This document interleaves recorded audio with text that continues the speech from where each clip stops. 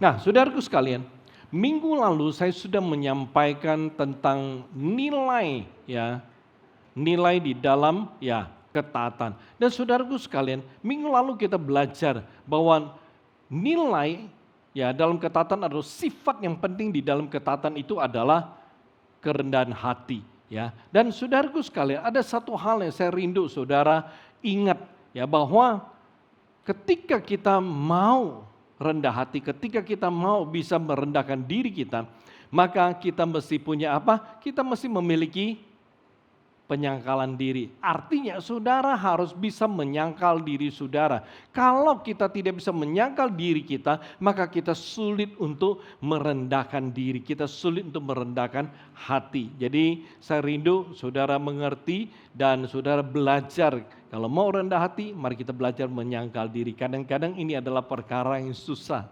Ya, kenapa saudaraku sekalian? Ya, dengan kadang-kadang kita merasa, oh status saya, posisi saya, kedudukan saya. Nah, hal seperti itu yang sulit membuat kita menyangkal diri. Tetapi saudaraku sekalian, ya ini adalah dasar yang sangat penting kalau saudara mau bisa rendah hati, saudara mesti bisa menyangkal diri. Amin saudaraku. Nah, minggu ini saya akan kembali ya berbicara tentang hal yang berhubungan dengan ketaatan, dan minggu ini tema saya adalah ketaatan dan ketidaktaatan, obedience and disobedience. Mari saudaraku sekalian, ya kita akan baca firman Tuhan terlebih dahulu. Kita mulai dengan kitab Amsal pasal yang ke-13 ayat yang ke-13. Oke, Amsal 13 dan ayat ke-13, siapa meremehkan firman, ia akan menanggung akibatnya. Tetapi siapa taat kepada perintah, ia akan menerima balasan.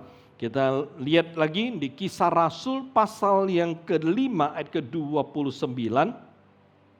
Tetapi Petrus dan rasul itu menjawab, katanya, kita harus lebih taat kepada Allah daripada kepada manusia.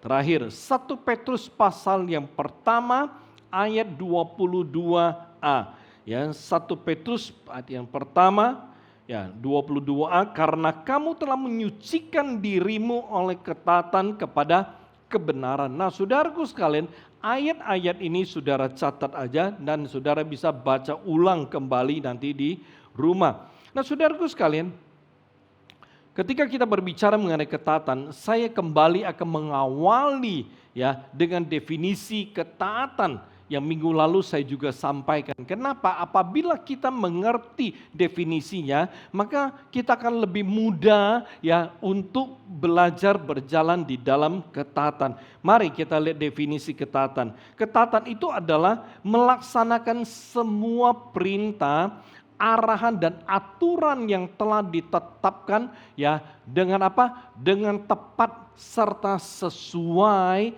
ya, dengan penuh sukacita, tanpa keberatan, tanpa bantahan atau tanpa protes ya. Jadi saudaraku sekalian, ini adalah ketaatan ya, melaksanakan semua ya perintah, bukan setengah, bukan ya sebagian, bukan ya 3/4 atau bukan 90%, tetapi semua, artinya keseluruhan, artinya 100%. Jadi itu namanya ketaatan. Jadi melaksanakan semua 100% perintah ya, kemudian arahan dan ya aturan yang telah ditetapkan dengan tepat dan sesuai. Jadi ya mesti dengan sesuai yang ditetapkan. Dan ketika kita melaksanakannya harus dengan sukacita, bahagia, jangan berbeban berat, jangan terpaksa ya, maka itu tidak taat di mata Tuhan. Nah, saudaraku sekalian, ketika kita berbicara tentang ketaatan dan ketidaktaatan, mas saudaraku sekalian, saudara perlu mengerti bahwa kedua hal ini ya itu berjalan bersama. Ketaatan dan ketidaktaatan itu selalu berjalan berdampingan saudaraku, atau barengan ya. Dengan kata lain bahwa ya kedua hal ini juga ada di dalam diri kita ya. Jadi ketaatan dan ketidaktaatan, kedua hal ini ada di dalam diri kita masing-masing. Oleh sebab itu ada kalanya kita bisa taat, ada kalanya kita ya tidak taat. Jadi Saudaraku sekalian, walaupun hari ini kita tahu sebagai orang Kristen, saya mesti taat, gue mesti taat nih. Tetapi saudaraku sekalian, kenyataan dalam kehidupan mengatakan bahwa dua hal ini ada di dalam diri kita. Bukan berarti, sekarang saya mau taat, saya mulai belajar taat, saya mulai berjalan ketaatan. Lalu ketidaktaatan itu, pasti tidak ada. Saudaraku sekalian, kita berjalan dalam ketaatan, ya. Kita mau berjalan dalam ketaatan, kita berkomitmen mau berjalan dalam ketaatan. Tetapi jangan pernah lupa bahwa ketidaktaatan juga ada di dalam diri kita. Karena kedua hal ini selalu berdampingan. Nah, saudaraku sekalian, saya ingin membawa saudara untuk mengerti kedua hal ini. Dan ya, saudara harus buat keputusan ya, dan bertekad ya, saudara mau berjalan dalam hidup yang seperti apa. Nah, saya mengajak saudara untuk melihat melalui contoh yang sangat menarik ya. Saya akan bicara tentang ketaatan terlebih dahulu. Dan walaupun kita sudah dengar banyak tentang ketaatan, tapi saya mau membawa Anda untuk melihat sebuah gambaran tentang ketaatan dan hasilnya itu seperti apa. Saudaraku sekalian, saya ambil contoh Yosua. Oke, saya ambil contoh Yosua. Nah, ketika Yosua menerima estafet kepemimpinan dari Musa, begitu Musa meninggal, maka Yosua melanjutkan ya tugasnya, yaitu untuk memimpin bangsa Israel. Dan tanggung jawab pertama dari Yosua itu adalah membawa bangsa Israel ya untuk masuk ke tanah Kanaan. Tanggung jawab yang pertama adalah dia harus menyeberangkan bangsa Israel ya ke tanah Kanaan. Jadi setelah melewati Sungai Yordan, maka saudaraku sekalian, ya itu tanggung jawab yang awal sekali. Begitu Musa mati, begitu ya estafet kepemimpinan ada di tangan Yosua, maka tanggung jawabnya seberangkan bangsa Israel. Nah, setelah dia menyeberangkan bangsa Israel, maka tugas yang pertama itu ada di hadapannya. Kenapa? Ada ya Yeriko, kota Yeriko yang ada di hadapannya. Dan saudaraku sekalian, ini hal yang sangat menarik. Kenapa? Begitu Tuhan bawa mereka masuk ke tanah Kanaan, maka Tuhan memperhadapkan sebuah kota yang sangat luar biasa, ya, sebuah tempat di mana Tuhan melatih, membentuk ketaatan Yosua dan bangsa Israel dengan sangat amat nyata. Kenapa saya berkata demikian? Karena begitu mereka masuk ke tanah Kanaan, begitu mereka melihat kota Yeriko, itu kota yang besar. Ya, kota yang luasnya 4 hektar atau 40.000 meter persegi. Ya, dan pada saat itu kota Yeriko adalah kota berbenteng yang sangat amat kuat. Ya, sangat amat kuat. Dan saudaraku sekalian, dengan kondisi yang begitu luar biasa, ya, maka itu tantangan yang tersendiri bagi Yosua, ya. Itu tantangan tersendiri saudaraku sekalian. Kenapa? Karena kota Yeriko itu bukan kota yang gampang untuk ditaklukkan, ya. Tinggi temboknya itu 14 meter. 2 lapis. Ya, tingginya 14 meter. Kalau kita bicara tinggi ruko itu sekitar 3,5 meter, maka tembok Yeriko itu setara 4 lantai. Ya, 4 lantai tingginya ya 14 meter. Bukan hanya masalah tingginya. Saudaraku sekalian, tebal tembok Yeriko itu disebut 6 meter tebalnya. Ya, 6 meter. Coba bayangkan saudaraku sekalian, zaman dulu hanya modalnya lembing atau tombak, pedang, panah. Gimana menghancurkan tembok 14 meter, lebarnya 6 meter, 2 lapis.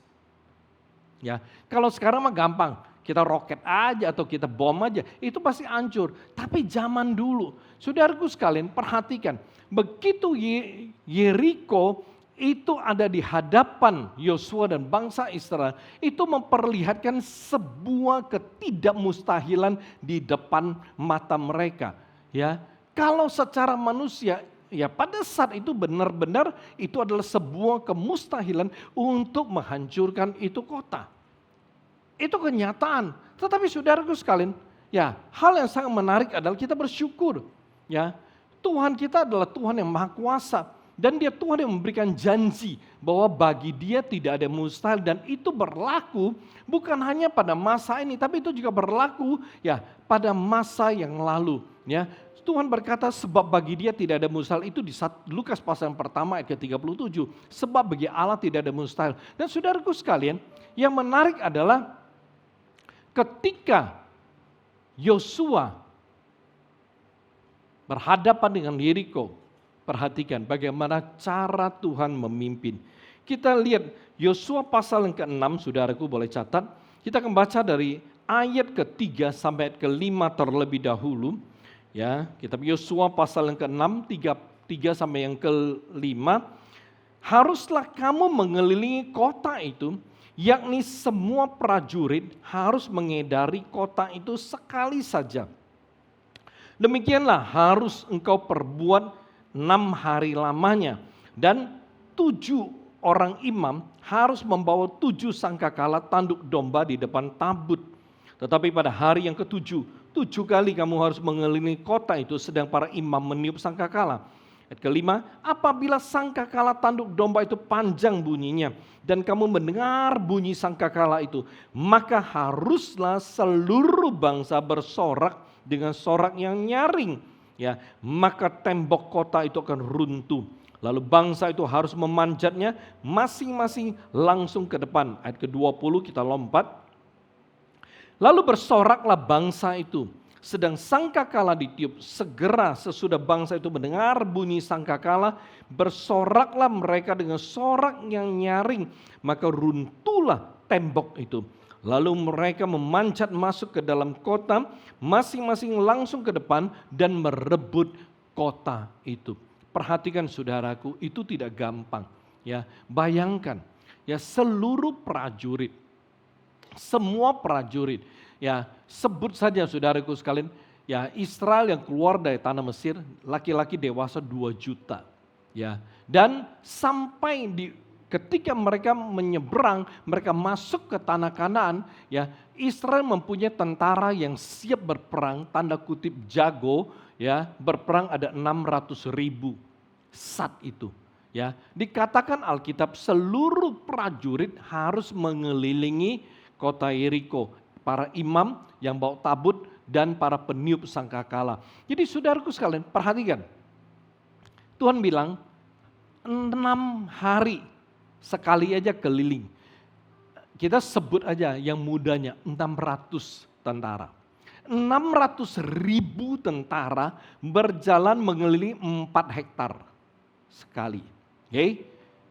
Itu dikerjakan 1 hari, 2 hari, 3 hari, 4 hari, 5 hari, 6 hari. Hari ke-7, 7 kali mereka mesti mengitari Yeriko. Jadi 7 kali ya mereka harus mengidari berjalan selama 4 hektar, 4 hektar, 4 total 28 hektar. Perhatikan, ini tidak mudah saudaraku. Ya, bayangkan, kita jalan 10 kilo aja, saya rasa kita lumayan, ngos-ngosan, walaupun jalan santai, lumayan. Ya, 10 kilo, ya coba bayangkan 4 hektar. Ya, jadi ini tidak mudah. Tetapi yang luar biasa, kalau kita baca sampai ayat ke-20, kita menemukan bahwa bangsa Israel, Yosua dan bangsa Israel melakukan apa yang Tuhan suruh. Mereka melakukan apa yang Tuhan minta, ya. Dan ketika mereka melakukannya tepat sesuai, apa yang terjadi? Tembok itu runtuh. Tembok 14 meter dengan lebar tebalnya itu 6 meter, itu runtuh. Saudaraku sekalian, bayangkan, saya rasa bahwa itu tidak mudah. 600.000 itu besar sekali jumlahnya. Ya, tapi semuanya berjalan dengan taat, mengikuti perintah Yosua, mengikuti perintah Tuhan, dan itu dahsyat sekali. Mereka mengikuti petunjuk arahan dan pimpinan Tuhan. Dan semua cara-cara yang Tuhan ajarkan, itu mereka jalani dengan taat. Mereka melaksanakannya dengan tepat dan sesuai. Yeriko yang terkenal kuat. Yeriko yang kokoh pertahanannya. Yang bangsa-bangsa lain sulit sekali untuk mengalahkan mereka. Itu dengan mudah dikalahkan, dihancurkan oleh Israel. Saudaraku sekalian perhatikan. Hal yang disebut dengan mustahil, hal yang disebut tidak mungkin. Saya percaya itu bisa muncul, itu bisa hadir di dalam kehidupan setiap kita, saudaraku. Ya, mungkin ada yang pernah ngalamin, mungkin ada yang belum pernah ngalamin. Ya, tetapi perhatikan bahwa hal yang disebut mustahil atau tidak mungkin, ya, saudaraku sekalian, itu ada kalanya bisa datang dalam kehidupan kita. Tetapi saya mau katakan, apabila saudara benar-benar berjalan dalam ketaatan, itu mujizat akan saudara lihat, saudara alami dalam kehidupan saudara. Saya berikan contoh. Saudaraku sekalian, mungkin dokter memvonis saudara. Dokter berkata bahwa penyakit saudara itu nggak bakalan bisa disembuhin. Ya, nggak ada obat tuh untuk penyakit saudara. Tapi saudaraku sekalian, ketika saudara taat pada firman Tuhan, ya untuk beriman, ya taat beriman kepada firman Tuhan, taat beriman kepada apakah Tuhan, taat beriman kepada Tuhan, mujizat itu akan terjadi. Saya percaya ketika saudara berjalan dalam ketaatan, maka saudara akan melihat mujizat. Saudara akan menemukan mujizat terjadi di dalam kehidupan saudara. Saudara bisa disembuhkan. Kami saudaraku, walaupun dokter berkata, udah gak usah kemana-mana. Oh penyakit, lu kan hidup bersama dengan penyakit lu. Gak bakalan bisa sembuh. Tapi saudaraku sekalian, ketika kita percaya bagi Allah tidak ada mustahil, lalu ketika kita mulai menaruh iman kita, percaya pada apa yang Tuhan bisa lakukan kepada kita, dan kita terus percaya, taat beriman, saya percaya sekali, saudara pasti bisa melihat mujizat. Saudara pasti bisa menerima mujizat dalam kehidupan saudara. Amin. Atau pernikahan saudara sudah berada di ambang kehancuran. Ya.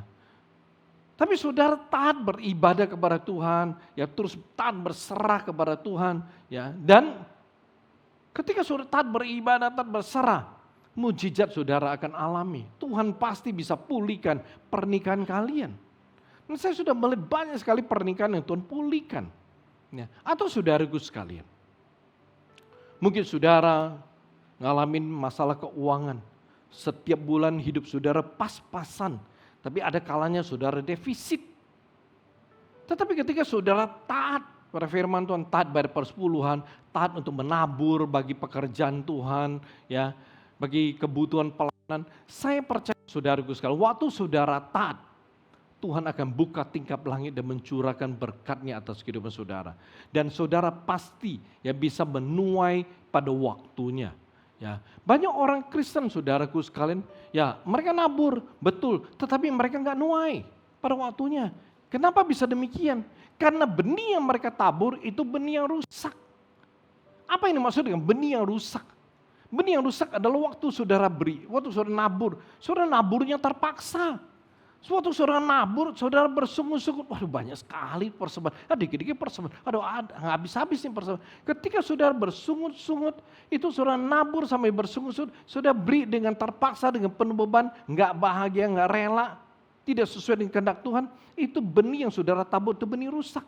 Nggak heran ketika benih yang saudara tabur itu rusak, nggak akan bertumbuh, nggak bisa nuai. Ya, nah kita kembali, atau saudara mungkin dicap oleh rekan-rekan saudara, teman-teman saudara, bahwa saudara adalah orang yang berkarakter buruk.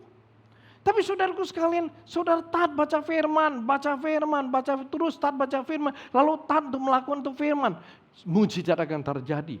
Kenapa? Karena itu firman, itu akan mengubah hidup saudara, dan akhirnya saudara akan menjadi pribadi yang sungguh berbeda. Ya, mungkin dulu sensi, emosional, egois, ya malas. Tapi ketika saudara taat untuk baca firman, taat melakukan itu firman, maka firman akan mengubah saudara menjadi pribadi yang sangat amat luar biasa.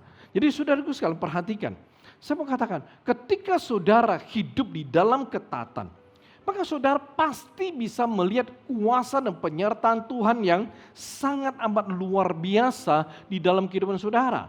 Ya, setiap orang yang berjalan dalam ketaatan, dia pasti akan melihat penyertaan Tuhan selalu. Ya, bukan 3 bulan sekali, bukan setahun sekali, atau malah lebih parah beberapa tahun sekali lalu ngerasain penyertaan Tuhan, enggak.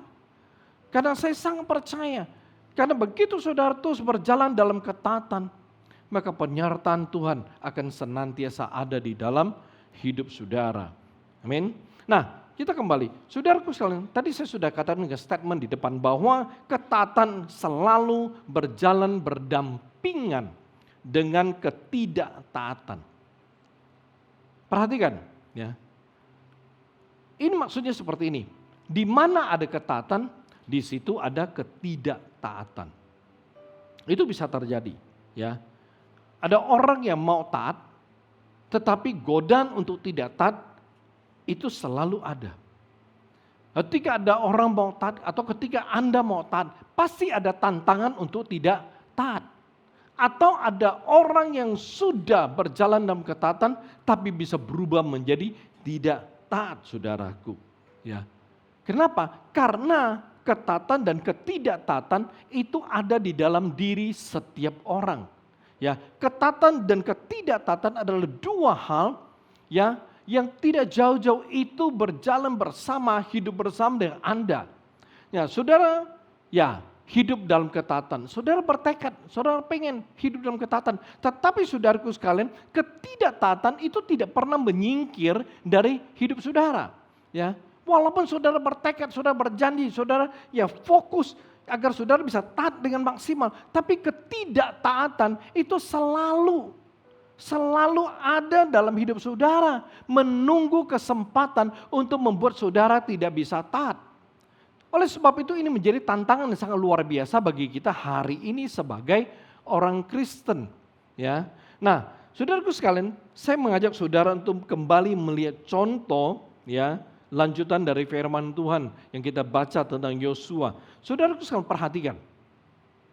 Setelah mengalahkan Yeriko, maka kota selanjutnya itu yang berdekatan adalah kota Ai. Ya, dan setelah mereka mengalahkan Yeriko, Yosua mengirim pengintai. Ya, dan setelah pengintai mengintai kota Ai, ya, melihat kota Ai, lalu mereka balik.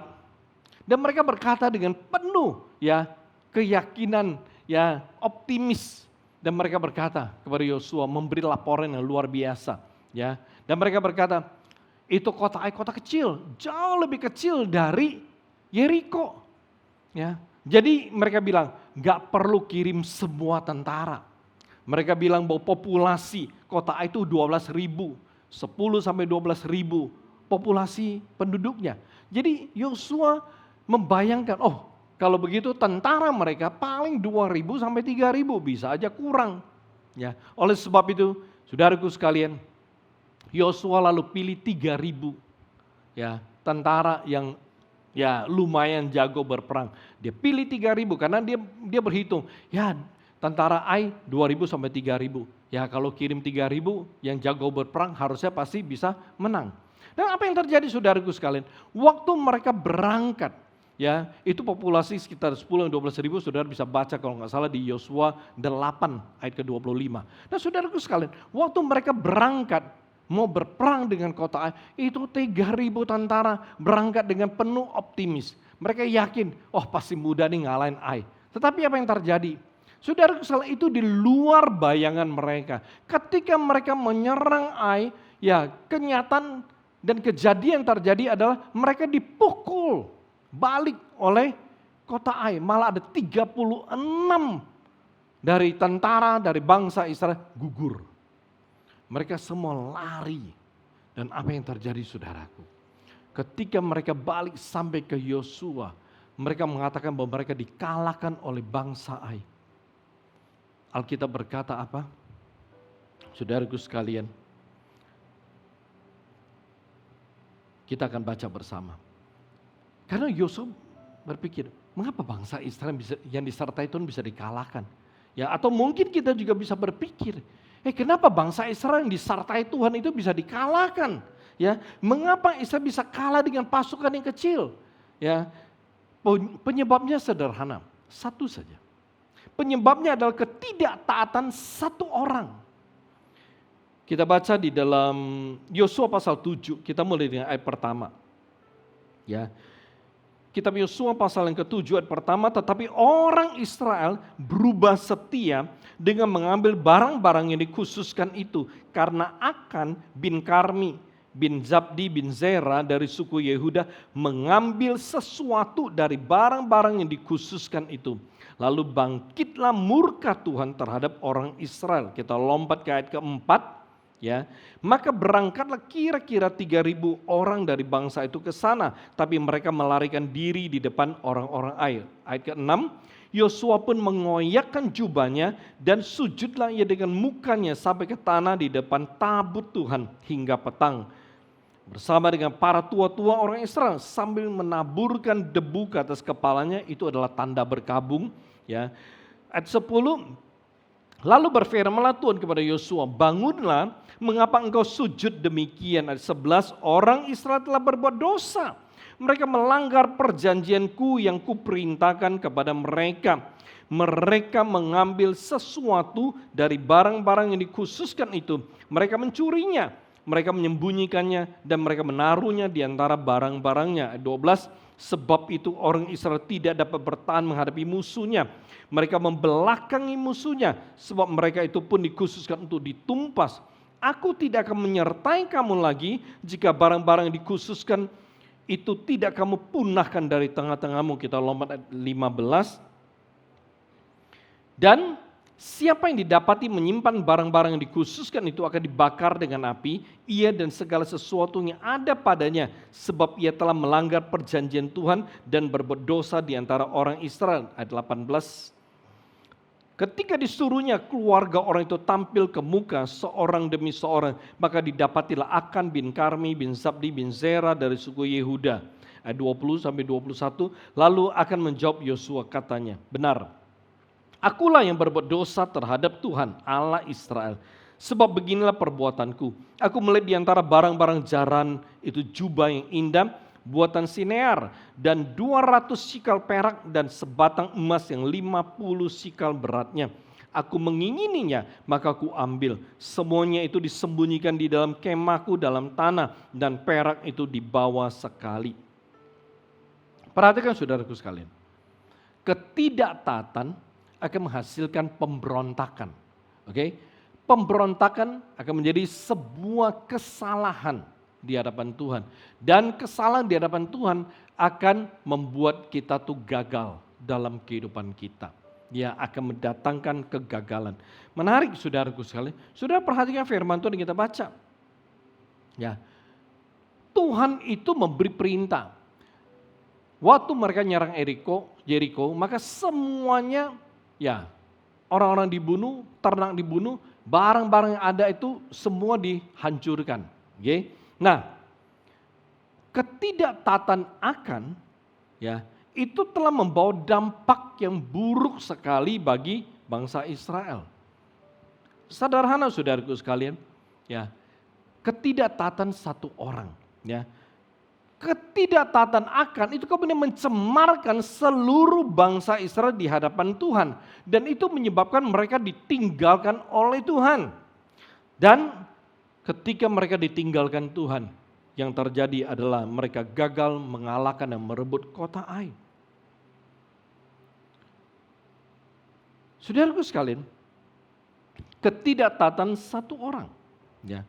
Tapi di dalam Yosua 7 ayat 1 disebut apa? Tetapi orang Israel.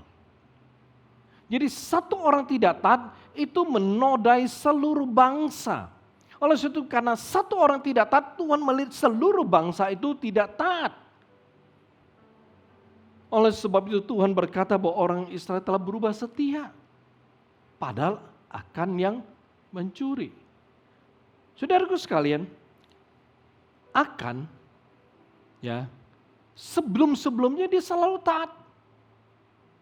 Dia taat, dia berjalan dalam ketaatan. Tetapi saudaraku sekalian, walaupun dia berjalan dalam ketaatan, walaupun dalam dirinya dia taat, tetapi seperti yang saya katakan, ketidaktaatan juga ada di dalam dirinya. Oleh sebab itu, mungkin sebelum-sebelumnya dia taat, tapi ketika diperhadapkan dengan situasi di mana dia tergoda, itu bisa membuat dia tidak taat.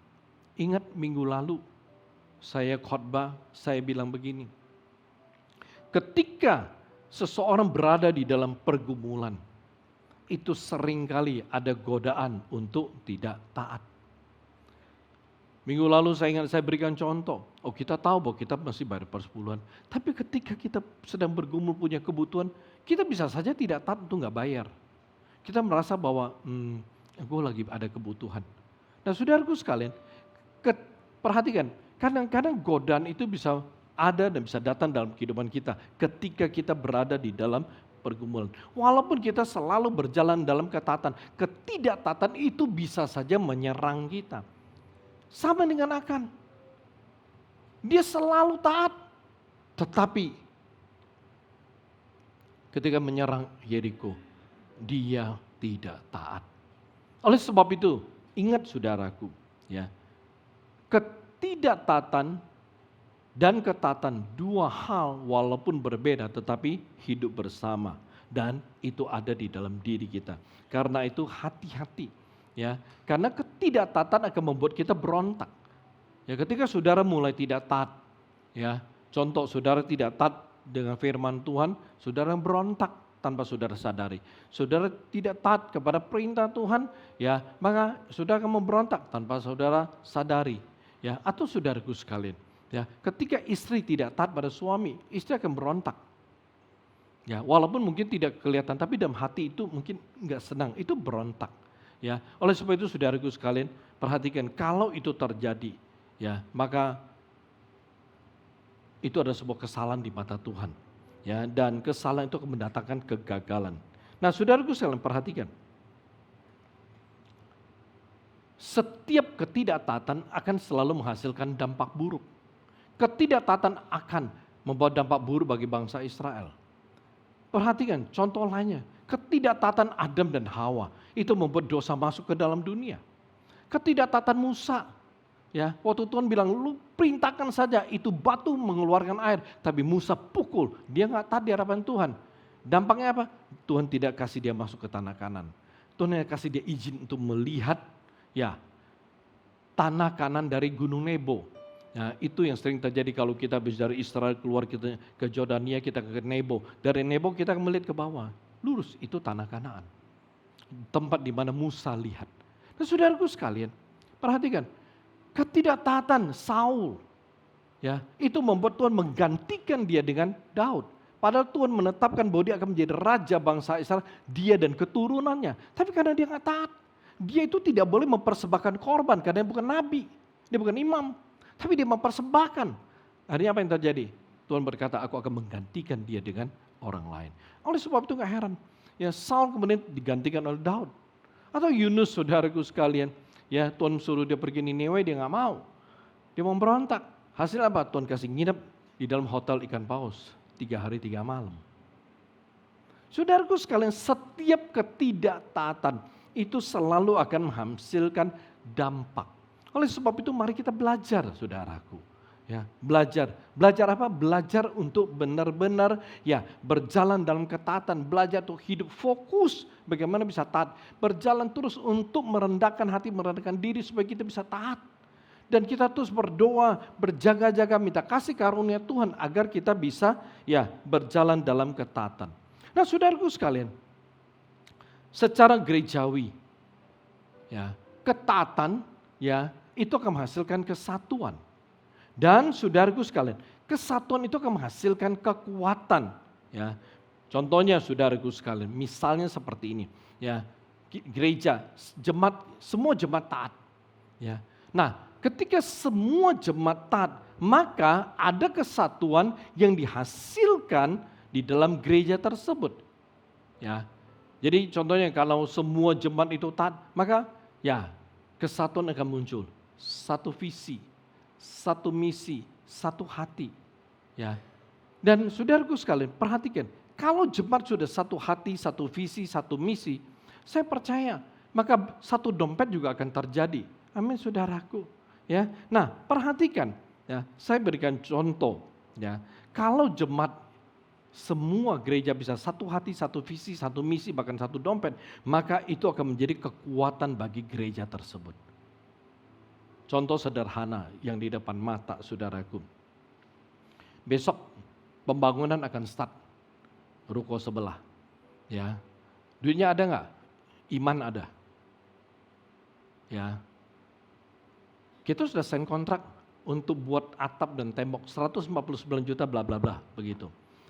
Dari Senin besok dia mulai kerja, saya tanda tangan. Nah saudaraku sekalian, contohnya seperti ini, gereja kita punya proyek ya, dan yang sekarang itu adalah MRT ke-7. MRT itu singkatannya memperindah rumah Tuhan. Ya kita sudah lakukan 6 kali sejak gereja ini ada. Dan kali ini ke-7, MRT 7, ya memperindah rumah Tuhan yang ke-7. Saudaraku sekalian, ya kalau semua jemaat satu hati, satu visi, satu misi, bahkan satu dompet, ya semua jemaat rindu ini proyek bisa cepat kelar, cepat selesai, ya dan semua jemaat sama-sama, ya sama-sama bukan 1-2 orang tapi sama-sama mendukung kebutuhan dana yang diperlukan. Saya percaya bahwa proyek MRT 7 ini pasti akan berjalan lancar dan bisa kelar tepat pada waktunya.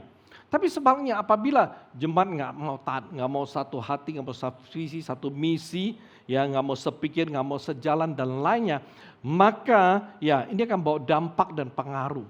Proyek MRT ini pasti akan lelet, nggak kelar sesuai dengan target waktu, ya dan target pemakaian fungsi, ya ruangan untuk pelayanan akan jadi terkendala, saudaraku. Ya itu pasti. Nah, menariknya adalah perhatikan, waktu Tuhan kasih tahu ke Yosua dan ditemukan siapa yang melakukan dosa. Tuhan sudah kasih tahu, ya firman Tuhan kita baca bahwa orang yang berdosa harus dihukum mati. Mereka mesti dibakar, semua yang ada padanya. Dan setelah ditemukan akan yang berdosa melanggar perintah Tuhan, bangsa Israel marah, saudaraku. Ya, dan akan kemudian dihukum sesuai dengan ya cara Tuhan. Ketika Yosua taat dengan cara Tuhan, yaitu menghabisi keluarga Akan dan mengmusnahkan semua barang-barang miliknya, apa yang terjadi saudaraku sekalian? Kalau kita kembali kepada firman Tuhan ya di Yosua pasal ke-8 ya, ketika Akan dan keluarganya itu dihukum mati sesuai dengan perintah Tuhan, maka ya kita melihat perkenanan Tuhan, penyertaan Tuhan, ya pimpinan Tuhan itu kembali dinyatakan bagi bangsa Israel. Dan pada serangan kedua, kota Ai itu kemudian ditaklukkan oleh Yosua dan bangsa Israel.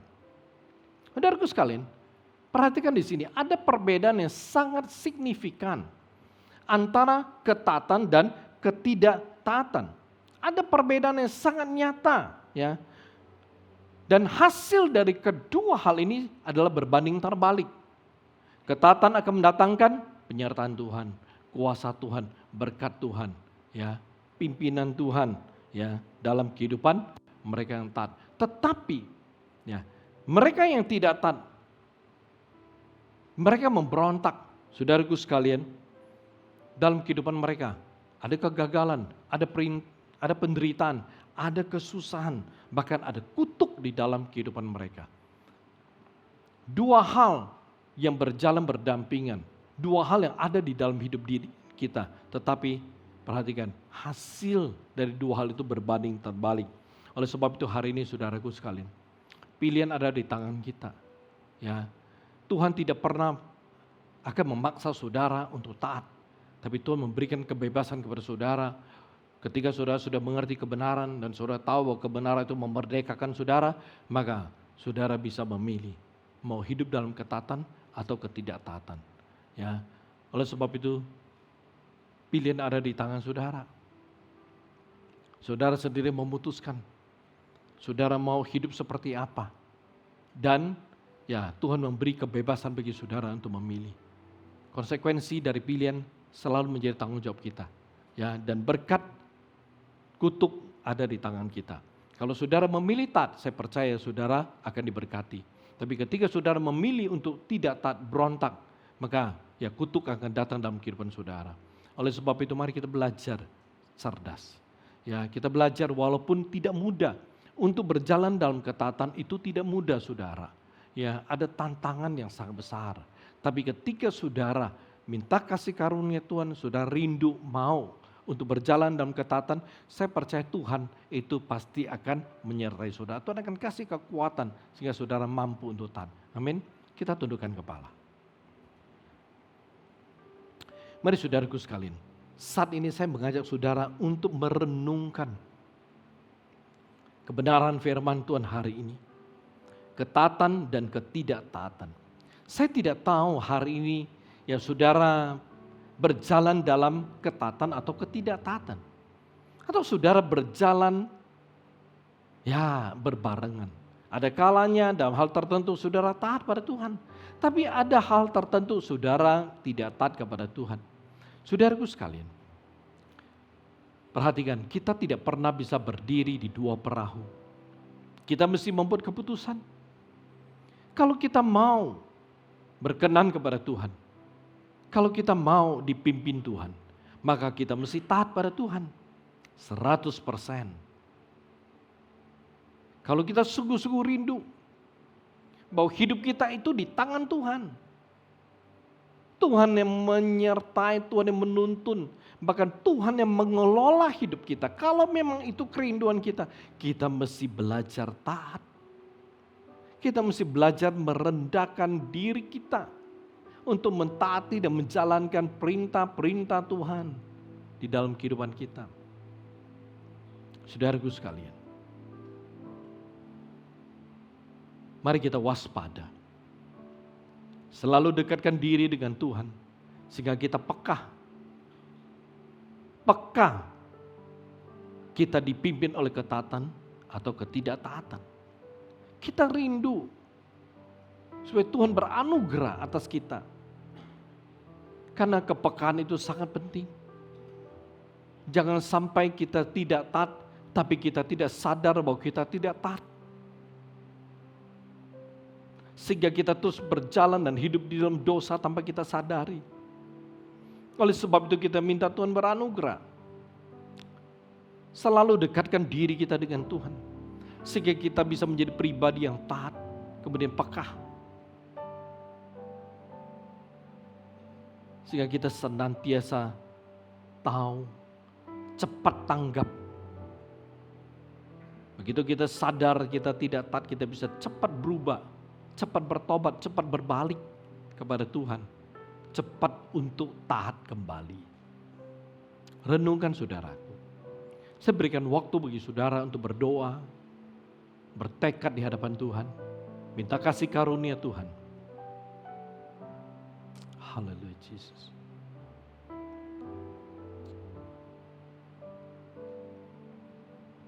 Kurabishikian darapala rabashandu. Kurapapapapa rabala rabala rabala rabala rabashandu. Kurabishikian darapala rabala rabala rabashandu. Haleluya Jesus. Bapa, hamba berdoa, mau menyerahkan firman-Mu dalam tangan kuasa-Mu. Mari Tuhan Engkau sendiri akan memberkati dan terus menyempurnakan firman-Mu dalam diri setiap kami. Terus berikan kami pengertian, sehingga kami tahu bagaimana kami harus hidup dan bagaimana kami berjalan dalam firman-Mu. Tuhan serahkan Tuhan umat-Mu, serahkan setiap mereka. Tuhan memberkati mereka.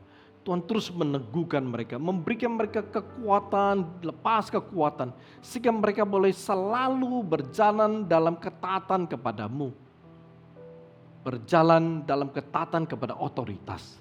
Terima kasih Bapa, terpujilah nama-Mu, mulia bagi nama-Mu. Dalam nama Yesus yang luar biasa kami berdoa. Haleluya, amin, amin.